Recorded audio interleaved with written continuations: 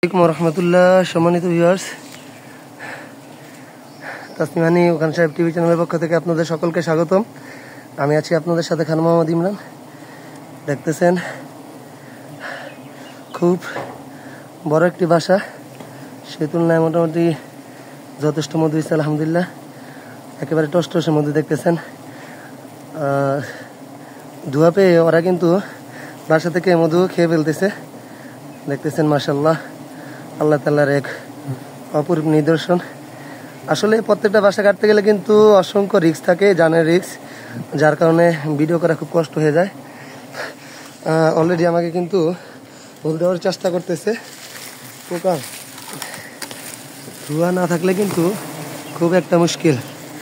দেখতেছেন ভিডিওগুলো আসলে অনেক কষ্ট করে করি, এই জন্য ইনশাল্লাহ অবশ্যই আপনারা ভিডিওটি লাইক করবেন, শেয়ার করবেন, অন্যকে দেখার সুযোগ করে দিবেন।